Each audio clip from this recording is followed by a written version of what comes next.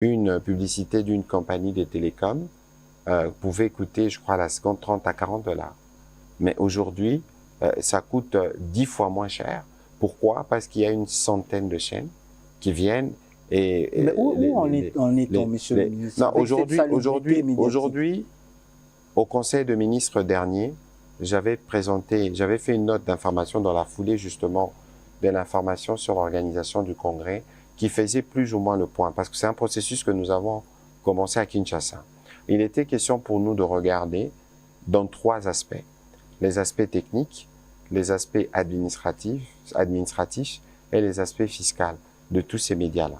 Nous avons recensé à peu près, je pense, si ma mémoire ne me joue pas de tour, 300, plus de 355, 353 quelque chose comme des médias, mais quand vous regardez, très peu remplissent les conditions à la fois Monsieur Muyaya, qu'est-ce que vous attendez pour frapper? Parce que le délai que vous avez imparti, je crois qu'il est largement... La question, c'est pas ce que nous attendons pour frapper. La question, c'est de nous dire, parce que, vous savez, lorsque nous frappons, il y a toujours des réactions qui viennent. Alors, comme nous avons amorcé un processus, nous étions d'abord dans des phases de discussion, et il ne faut pas oublier que nous avons traversé récemment une période électorale où l'idée de fermer des médias pouvait être interprétée comme une volonté de museler ou d'être un frein à la démocratie, parce que lorsque vous regardez la composition, la composition justement de ces médias, les principaux c'est des acteurs politiques et tout ça. Mais nous on a commencé, ça fait 3 mois, avec Madame Judith Suminwa comme Première ministre. Nous avons présenté les documents au Conseil qui va revenir en forme de dossier pour que des mesures puissent être adoptées en Conseil. Et ça se fera très rapidement, vous pouvez compter sur nous. Et dès que cela est fait, ça dépendra du rythme, parce que la question sera discutée en commission gouvernementale pour qu'on lève des options et qui seront immédiatement d'application dès qu'ils seront adoptés. Et donc là, c'est comme un avertissement, un dernier, parce que... Le tout dernier. En tout cas, on aura peut-être, le moment venu, je discuterai avec mes équipes, l'occasion de discuter, mais on n'a pas trop le temps de discuter non plus parce que les problèmes sont connus. Nous avons une nouvelle loi et cette loi définit par exemple les conditions pour être journaliste. Nous avons toutes les lois d'ailleurs, depuis 1996, obligent qu'une rédaction soit dirigée par quelqu'un qui a appris les métiers, qui est passé par une école ou qui justifie une école reconnue. Mais je suis désolé, si nous circulons dans la ribambelle des chaînes de télévision, on commence d'abord par poser la question sur le profil de celui qui la dirige, ça pose problème. Et lorsque vous reposez la question, lorsque vous reposez la question sur le cahier des charges et son respect, vous êtes encore déçu. Et lorsque vous regardez les conditions techniques, parce que si vous voulez investir dans les secteurs de médias, je suis désolé, M. Guy Matundo, vous devez payer les prix. Et si vous n'êtes pas en mesure de payer les prix, on tirera les conséquences. Ces entreprises ne payent pas d'impôts. Pour la plupart, Dieu seul sait s'ils ont une adresse physique connue. Et en tout cas, pour parmi les premières mesures que nous avons prises et qui a beaucoup aidé déjà dans la phase de nettoyage, c'était d'interdire la diffusion des programmes, parce que dans la nouvelle configuration après l'apparition de la TNT, on parle d'éditeurs de programmes plutôt que chaînes de télévision. Nous nous sommes assurés que tous ceux qui utilisaient des laptops à partir de la station des Binza pour diffuser, on a mis fin à ça, on a exigé que chacun tienne des faisceaux et que vous ayez au moins une infrastructure qui puisse justifier, viable, qui puisse justifier que vous l'êtes. De toute façon, nous attendions avec empressement le congrès de l'UNPC, parce que comme c'est des questions qui sont liées et des questions qui sont sensibles d'un métier que nous voulons indépendant, donc il était important pour nous d'avoir aussi, au-delà du comité de suivi des états généraux, d'avoir aussi une UNPC bien en place pour que toutes ces questions puissent faire l'objet d'un traitement. Au moins quand les décisions seront prises, on aura moins de contestations parce que ce seront des décisions pleinement justifiées et approuvées par tous les acteurs. Merci M. Muyaya. Je vais revenir à vous, M. Kadi Manzouji. Si vous étiez demandé de proposer un agenda ou de thèmes qui peuvent être débattus au cours de ce congrès pour finalement qu'il y ait une émergence dans les secteurs. Que diriez-vous? Ah, j'en aurais beaucoup, mais pour parler, j'aimerais revenir d'abord sur les propos de Monsieur le ministre. Il a tout à fait raison. C'est ce qu'on appelle le taux d'acceptabilité des décisions gouvernementales. Il ne pouvait pas sanctionner alors qu'on était en situation post-électorale. Je pense qu'il a fait preuve d'évangélisation et est revenu à plusieurs reprises sur les médias ou dans des conférences pour expliquer qu'il fallait des structures viables et qu'il fallait remplir les conditions. Donc je crois qu'on en a même discuté plusieurs fois. C'est important parce qu'une fois que les gens sont au courant, vous pouvez sévir. Ça, c'est pour moi le... Mais quand vous sévissez sans que les gens soient au courant, c'est tout de suite apparenté à de la dictature. Ils ont été suffisamment informés. On n'est jamais suffisamment informés, surtout dans des métiers aussi cruciaux. Il faut voir, nous sommes des pays nous sommes catégorisés comme des États fragiles. Le journalisme est un appui à la démocratie. Chez nous, il a une véritable importance. C'est celui qui est à Bunia ou à Beni qui va me transmettre la réalité que moi, à Kinshasa, je vais entendre, ou à la Chopo, ou à Matadi. Donc, il est important que cette profession soit à la fois protégée, mais aussi à la fois nourrie. C'est important. Et pour protéger et nourrir, il faut mettre des règles en place. C'est pour ça que, à plusieurs reprises, je l'ai dit à Monsieur le ministre, donc il ne se formalisera pas, je le félicite à nouveau pour la loi Mouyaya, parce qu'elle a permis de saisir des pans entiers de l'économie du journalisme, de l'économie des médias, de saisir des pans entiers et proposer des situations, des solutions plutôt. Le simple fait de prendre en charge tout ce qui compte, tout ce qui est en matière qu'on appelle ça, de presse en ligne, c'est déjà important. C'était des domaines laissés à l'abandon, chacun venait, demain je prends un micro, je me mets devant ma télé, je me mets devant mon laptop, et puis ça y est, je diffuse et je suis un journaliste. Non, ce n'est pas ça, il y a autre chose. Alors, un autre... La définition du journaliste est claire dans la loi, dans très son clair, article 3, article 3 au point 11. Oui. Ouais. Et deuxièmement, ça aussi j'en ai discuté avec avec le ministre, on doit refaire le modèle économique. Et ça, pour moi, l'UNPC doit parler de ça. Nous en avons déjà discuté. Le coupage, pour moi, c'est important. Coupage, frais de diffusion, ça doit être institutionnalisé. Le ministre me dira pourquoi il sourit quand vous avancez. Le ministre était au colloque de l'Arcicom, ça a été défendu, j'ai communiqué devant lui, il connaît mes arguments, je ne connais pas encore bien les siens parce que on en discute comme ça, mais il faut une véritable réflexion. Vous savez, le ministre a soulevé aussi le point du digital, mais aujourd'hui, Alain Foka, journaliste connu, ancien de RFI, lance son média, mais il le lance, il fait pas il va pas sur les ondes hertziennes, il va pas à la télé, il fait une application, il lance, c'est du digital pur. C'est un pure player, comme on dit dans la profession. Donc, vous voyez bien qu'il y a un moyen de renouveler. Et je terminerai mon propos en disant ceci. La loi Mouyaya prévoit des subventions, des aides. Absolument. Ce n'est pas tout de recevoir de l'argent. L'UNPC pense quoi? Qu'est-ce qu'on en fait? De l'aide indirecte, la défiscalisation. Et de l'aide directe. Les gens vont recevoir des subventions. Mais qu'est-ce qu'on en fait? C'est une réflexion qui doit être collective, pas individuelle. Et je pense qu'une autre réflexion, c'est quand on a 355 médias.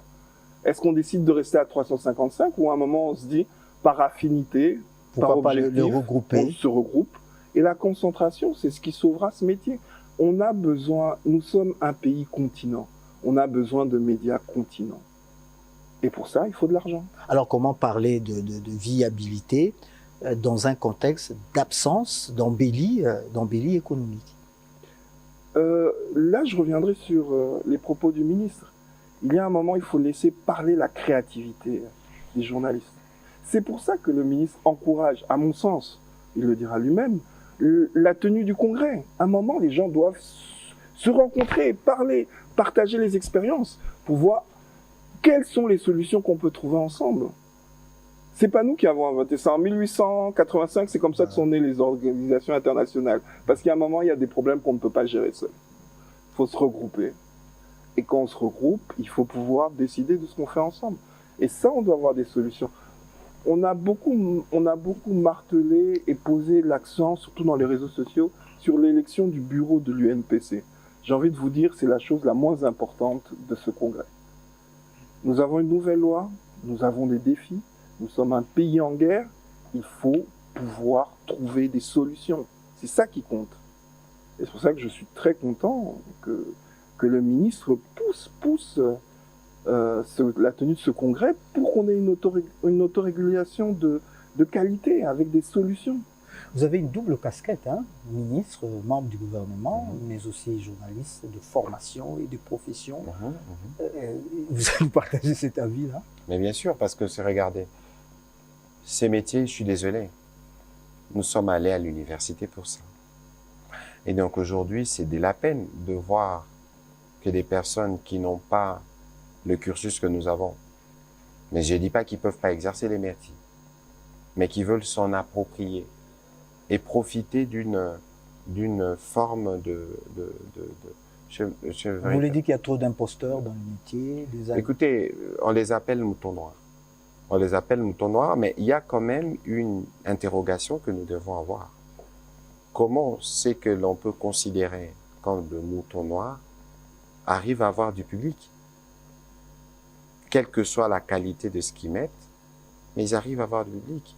Et comment ceux qui sont professionnellement plus aptes, comment eux n'arrivent pas à capter autant de public? Ça veut dire qu'il y a eu quelque part une cassure, quelque chose qui nous a échappé, de manière collective d'ailleurs, parce que lorsque vous regardez aujourd'hui dans la structuration du gouvernement, nous avons un ministère qui va s'occuper de l'éveil patriotique avec Madame Aeganaga Tonoela, et le ministère de l'Éducation qui va aussi s'occuper de la nouvelle citoyenneté avec Madame Raissa Malou. C'est illustratif justement du défi que nous avons par rapport à ce que nous sommes devenus comme société et par rapport au rapport justement que les uns et les autres ont avec la société. Moi, ce que j'observe, c'est que nous avons raté des pans entiers dans la compréhension des médias. Aujourd'hui, je suis désolé, mais il faut des modules d'éducation aux médias. J'envisage d'ailleurs d'organiser à ces propos une formation pour tous les conseillers en communication des membres du gouvernement pour que nous puissions comprendre les médias dans leur spécificité. Et donc aujourd'hui, l'occasion de faire ces congrès, c'est aussi, après avoir eu la loi, c'est aussi l'occasion de nous dire, écoutez, comment nous redonnons la valeur à notre métier. Et plus jeunes, les journalistes, on les appelait toujours messieurs le journaliste. Je prends souvent cet exemple-là, parce qu'à l'époque, Guy Matundu, tout ce que les gens savaient, ne le savaient que parce que le journaliste le disait.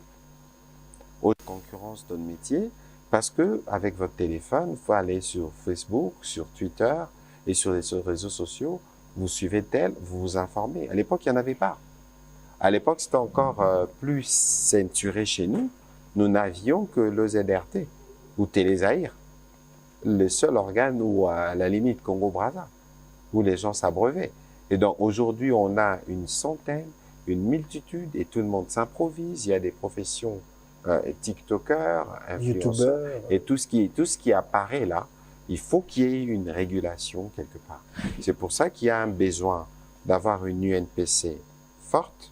Ensuite, il y a un besoin pour nous de travailler en étroite collaboration avec les CESAC qui s'occupent du contenu.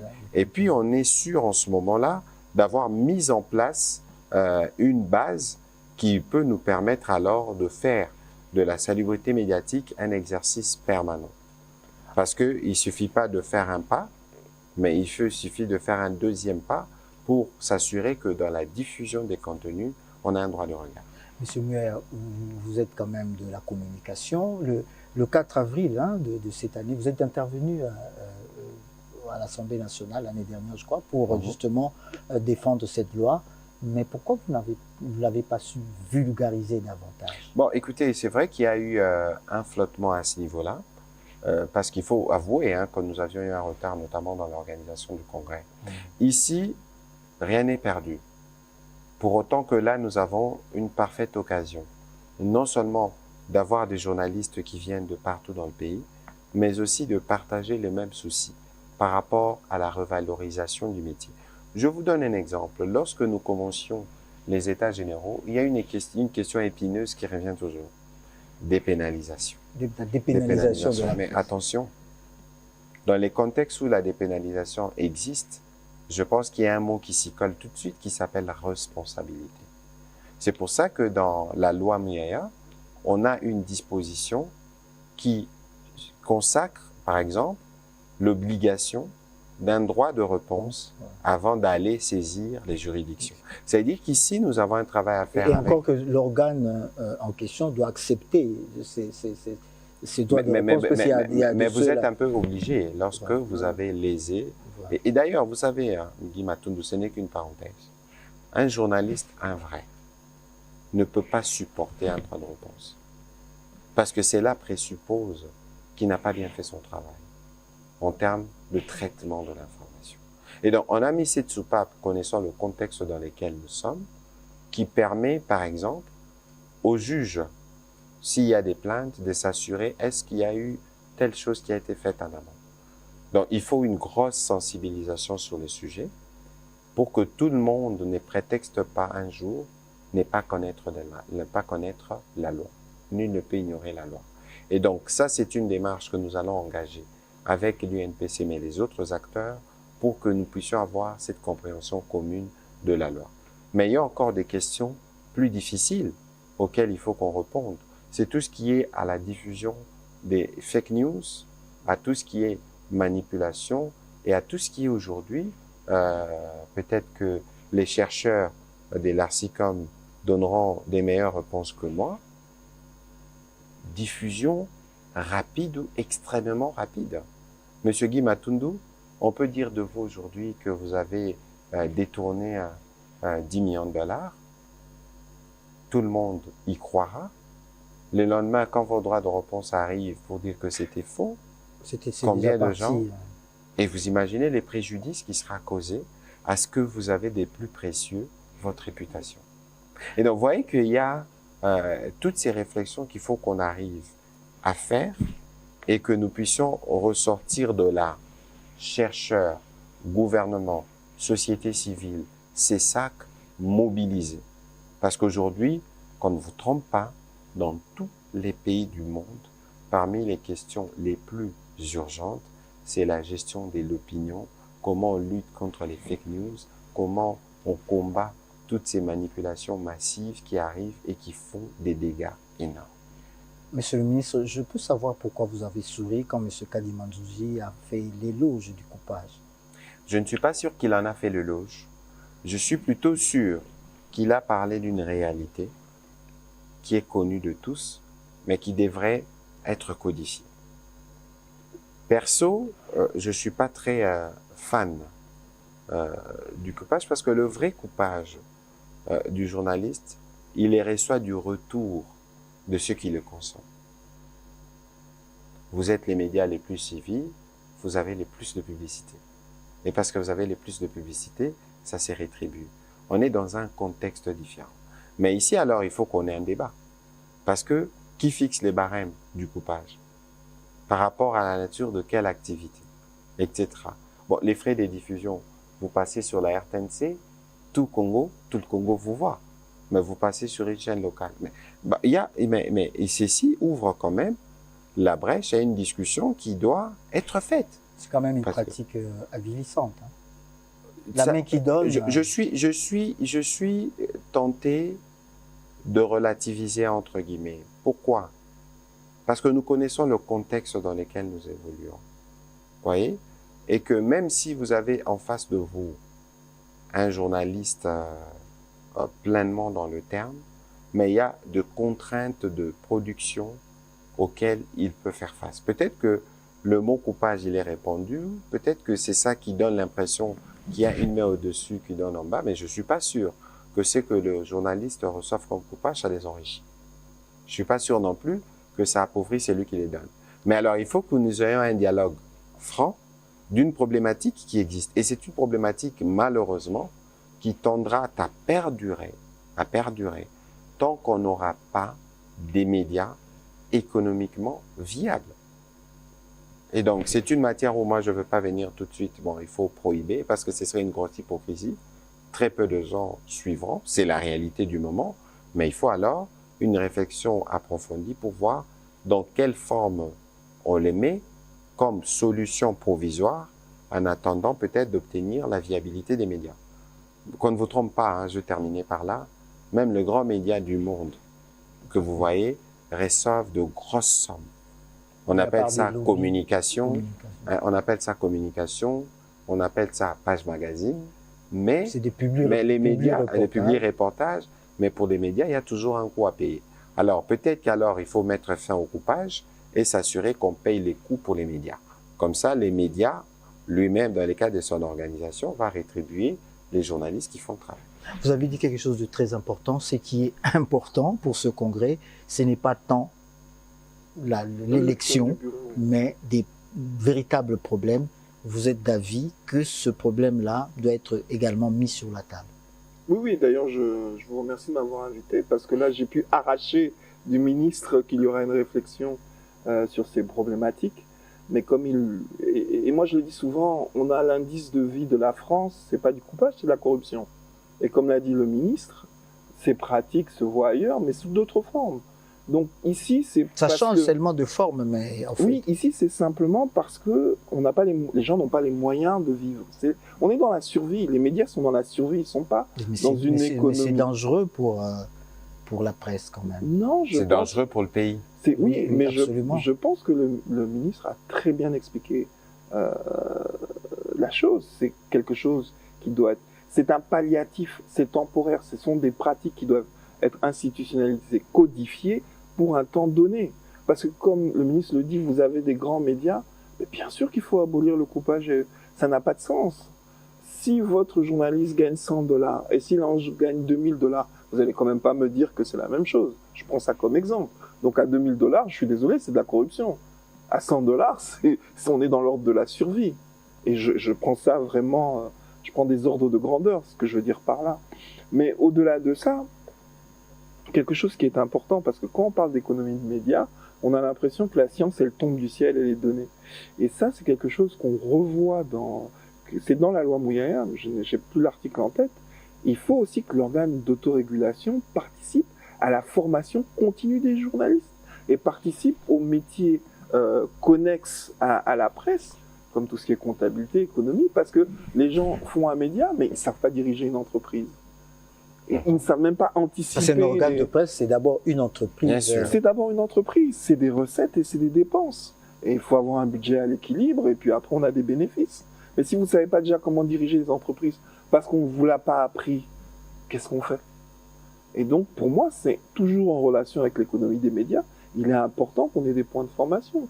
C'est totalement indispensable.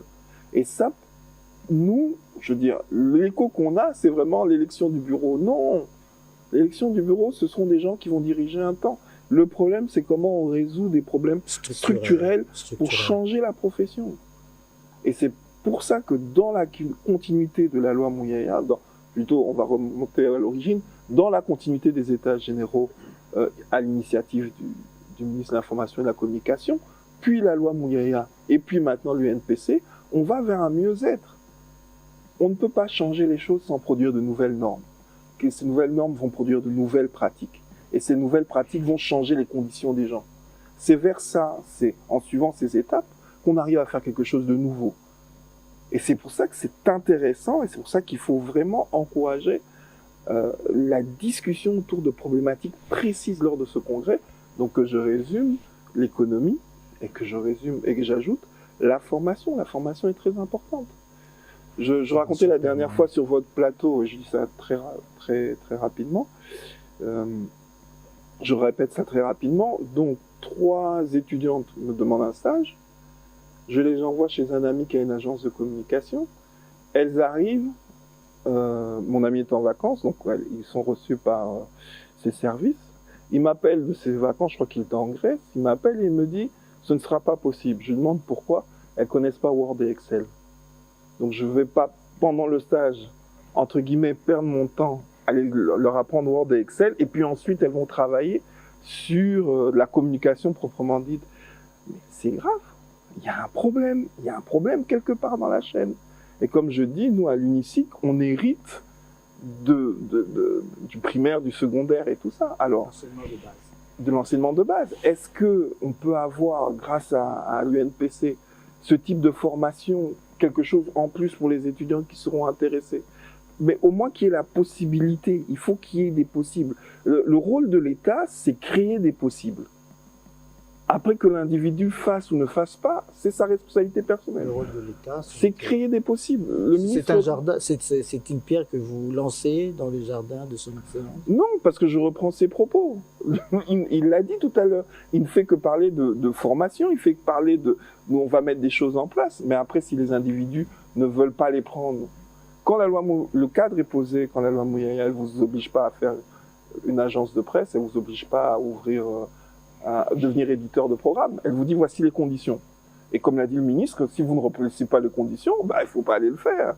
Mais elle vous crée impossible. Et donc, il faut faire des choses pour ces étudiants, leur créer des possibles. Je parle d'étudiants parce que je donne cet exemple. Ça pourrait être pour des ordres. Créer des possibles. Et c'est ça et c'est ça que je vois et que j'observe dans le secteur depuis la venue du ministre. Il met en place des choses qui peuvent se faire. Les choses peuvent advenir grâce à lui. Monsieur Mouyaya, dites-nous dans cette formation, parce que dans l'article 3, vous spécifiez que vous avez défini les conditions d'accès au métier. Il faut avoir un diplôme reconnu en journalisme ou alors une licence équivalente. Et plus loin, toujours dans cet article 3, vous dites que le candidat journaliste doit exercer, je crois, un stage de 3 ans. Et la loi n'est pas explicite. Et à l'issue de ce stage, qu'est-ce qui écoutez, d'abord, dans la loi, nous sommes partis d'une réalité. Parce que la loi, en fait, c'est les résultats des discussions collectives, partis d'un diagnostic précis. Parce que le métier est effectivement infesté. Et vous savez, la particularité du métier qui est le nôtre, c'est que c'est un métier qui peut faire appel à certaines aptitudes. Moi qui vous parle, je ne m'étais jamais destiné aux études de journalisme. Même quand je commençais à l'exercer, j'étais encore étudiant à l'Institut du bâtiment et des travaux publics. Et puis plus tard, je suis allé à l'IFASIC. Peut-être parce que j'avais des skills ou des compétences qui me permettaient de le faire. Et donc, c'est pour ça qu'il y a cette partie-là aussi qui est couverte dans la loi et qui donne cette possibilité. Mais l'idée maîtresse, c'est de s'assurer que c'est lui qui se présente journaliste. En l'occurrence, parce qu'on va aller au congrès de l'UNPC, c'est lui qui dispose d'une carte de presse, doit la mériter. Ça veut dire qu'il y a une commission de la carte qui va regarder les dossiers. Vous êtes monsieur Guy Matundu, ok, vous avez étudié où? Bon, si vous n'aviez pas un diplôme de l'IFASIC, bon, vous avez le contact avec le métier, vous travaillez à la RTNC depuis combien de temps? Quelles sont les tâches que vous avez fait là-bas? Et dans un processus rigoureux qui va aboutir par vous donner la carte. Parce que qu'est-ce que nous envisageons? On a soulevé ici avec le prof qu'il y a 300 médias. Et donc aujourd'hui, moi comme État, même si je dois donner subvention, je ne peux pas accorder des subventions à des entités qui ne sont pas en règle avec moi administrativement. C'est évident. Je ne peux pas donner des choses à des gens que je ne connais pas. Et il y a ce travail qu'il faut faire et qui va prendre du temps. Nous connaissons les contextes dans lesquels nous évoluons. Vous donnez un 10, il y a 20 qui prennent la parole et puis après, il y a tout ce qui peut qui peut dégénérer après. Donc l'idée ici, c'est de nous dire le premier élément, le premier facteur, c'est le journaliste. C'est pour ça que dans cette semaine, je vais soumettre encore en conseil les projets de loi portant statut du journaliste comme individu. Ensuite, lorsque nous avons par exemple des journalistes bien listés qui répondent aux normes, on peut envisager, quelqu'un m'a dit que c'était le cas à l'époque, certaines facilités. Par exemple, s'ils doivent prendre des billets chez Transco, s'ils doivent prendre, je sais pas, des tickets pour la compagnie nationale. Une équipe de la RTNC veut aller couvrir un événement à Kisangani. Oui. On peut envisager des facilités justement, d'alléger, comme nous étions en train de dire tout à l'heure. Oui, mais alors, Le préalable des départs, c'est que vous devez être reconnu. Vous devez avoir de références. On doit avoir un annuaire où on sait qui est qui a presté où. Cet annuaire le a point de existé départ. en 2004. Oui, mais c'est possible d'en refaire. Nous sommes en train, le prof Ekambo avec qui j'avais des discussions me disait qu'il y avait, je sais pas, 7000 ou 8000 journalistes répertoriés. Mais je crois que quand on va relancer, parce que lorsque nous faisions les états généraux, et comme nous tous nous étions mus par l'esprit d'aller vers le positif, vers le changement, on avait tous convenu qu'on suspendait la délivrance de la carte. Parce que il y a des choses qui étaient faites qui ne devraient pas être faites de cette manière-là. Il fallait voir clair. Oui, mais maintenant que nous allons tenir le congrès avec les nouveaux comités directeurs, les autres organes et les animateurs, nous aurons l'occasion de repartir un peu à zéro. Parce que bon, c'est évident que pour certains, Guy Matundu, connus, ce sera comme lettre à la poste. Mais pour d'autres, je présume que ceux qui vont diriger la commission de la carte, c'est rempli rigoureux. Parce qu'on a vu les uns les autres agir. Vous savez, moi, je disais toujours, en parlant de ces métiers, lorsque vous êtes mauvais financier, il faut que des inspecteurs viennent pour qu'on découvre que vous êtes mauvais financier. Mais lorsque vous êtes mauvais journaliste, dans votre expression là, quand vous parlez, on le remarque. Dans votre écriture, on le remarque. Dans votre comportement, on le remarque. Parce que c'est un métier d'une extrême sensibilité et qui requiert, en tout cas dans les chefs, de ceux qui l'exercent, de la responsabilité pour justifier justement les côtés messieurs qui venaient toujours avant à l'époque, parce que c'est aussi cela qui va restaurer les prestiges de cette profession. Monsieur Kadi Mandjouzi, à ce stade de l'émission, qu'est-ce que vous avez à ajouter? Je pense que le ministre a tout dit. Ici, au-delà du métier, de la profession, il s'agit de parler de dignité. Dignité pour un acteur important de la démocratie que nous sommes. Démocratie naissante qui doit se stabiliser. Et il est important que l'UNPC réfléchisse sur des points cardinaux qui permettront de changer structurellement la profession et qui nous donneront une autre manière de voir. Vous savez, si vous lisez un ouvrage comme celui du professeur Nsana sur le Pierre Nsana sur le journalisme de guerre, vous voyez à combien c'est important d'avoir ces journalistes qui risquent leur vie pour nous apporter l'information. Ce sont des éléments déterminants et c'est pour ça que nous, le LARCICOM, nous sommes engagés auprès de l'UNPC, du ministère, pour apporter notre contribution en tant que réflexion, non pas en tant que professionnel du journalisme, parce qu'il y a besoin de pouvoir à un moment s'arrêter et réfléchir sur tous ces aspects qui sont déterminants pour nous et pour l'avenir de ce pays. Et c'est d'ailleurs l'idée, c'est pourquoi j'ai discuté justement avec l'ARCICOM. C'est d'ailleurs, c'est bien qu'ils existent. L'ARCICOM, pour nos téléspectateurs qui ne sont pas encore habitués à ce sigle, c'est le laboratoire de recherche en sciences de l'information et de la communication. Et notre invité, M. Kadi Mandjouzi, en est le vice-président. Il faut qu'ils existent. Parce que... S'ils n'avaient pas existé, on les aurait inventés. Mais bien sûr. Et dans tous les domaines. Parce qu'il ne faut pas marcher à l'aveuglette. Ça veut dire que lorsque... Ça ne vaut pas seulement dans les secteurs qui est les nôtres. C'est pour ça qu'ailleurs, dans les sociétés occidentales, vous avez les think tanks, les cercles de réflexion ou des ateliers. Parce que régulièrement, il faut savoir s'arrêter, regarder. Parce que le monde, il évolue. Et les secteurs des médias, c'est les secteurs qui est en permanente évolution et qui est un des secteurs le plus stratégiques parce que ça touche directement à des millions. Et pour un pays complexe comme la République démocratique du Congo, qui fait face à des réalités bien à elle, dans un contexte où, tantôt, vous devez faire face à des épidémies, dans un contexte où vous devez faire face à la guerre dans l'Est, dans un contexte où vous devez faire face à la montée du banditisme urbain, dans un contexte où vous avez besoin de réparer la relation entre les citoyens et l'État, vous avez besoin des gens qui réfléchissent, qui peuvent venir vous dire, voilà, tel comportement résulte de ceci, c'est ici qu'il faut agir.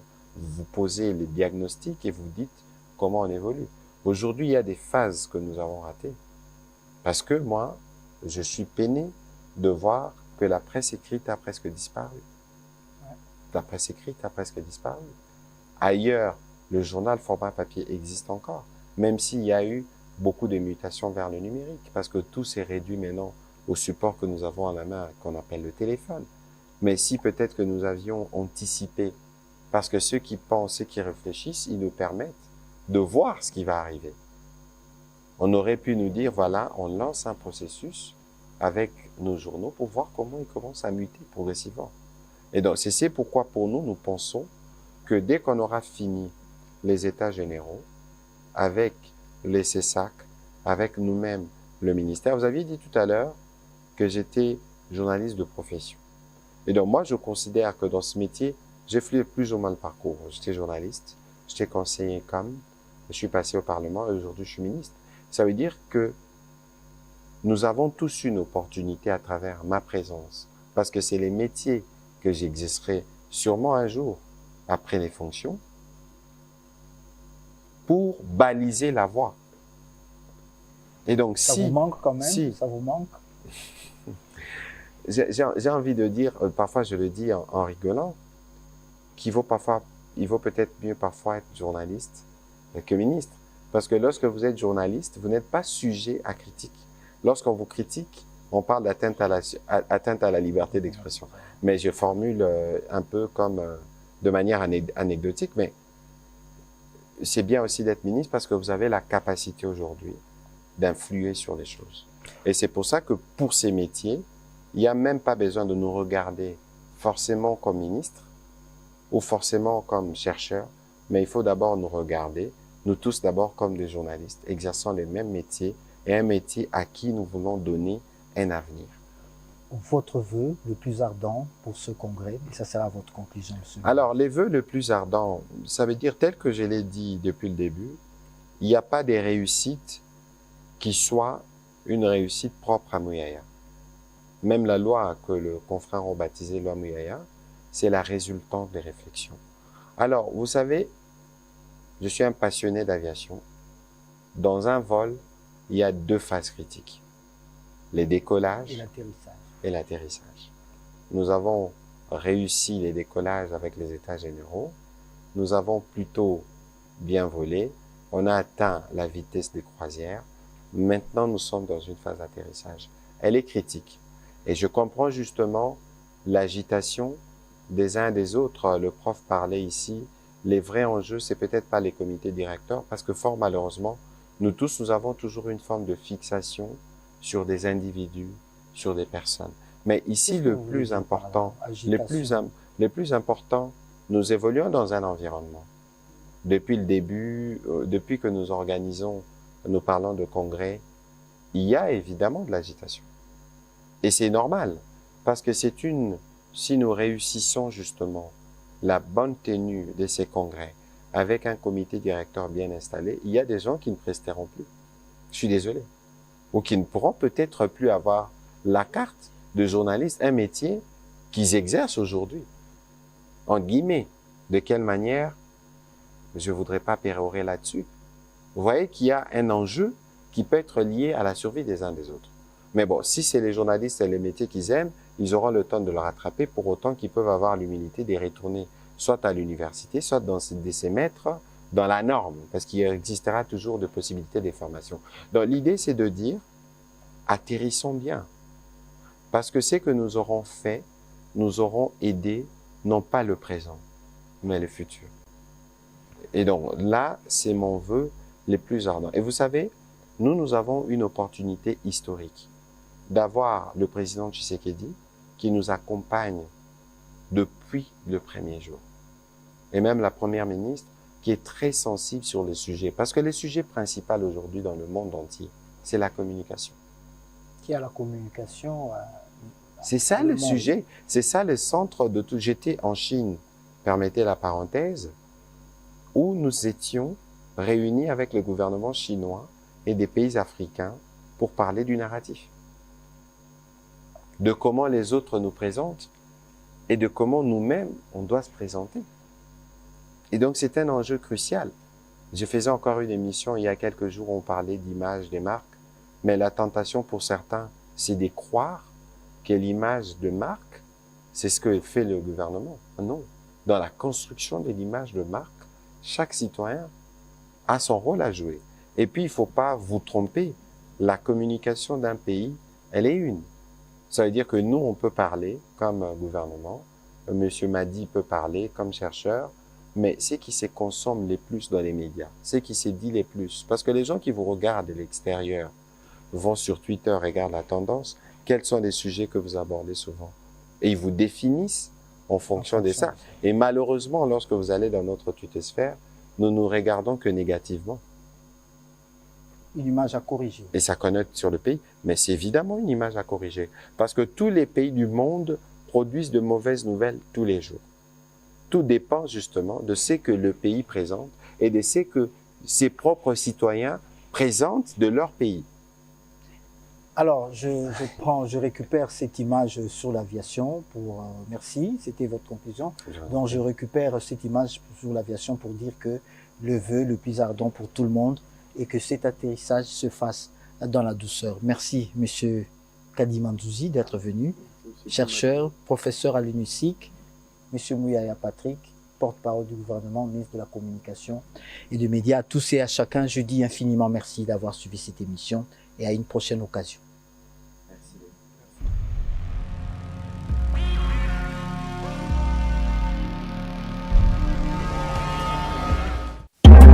À l'ère du numérique,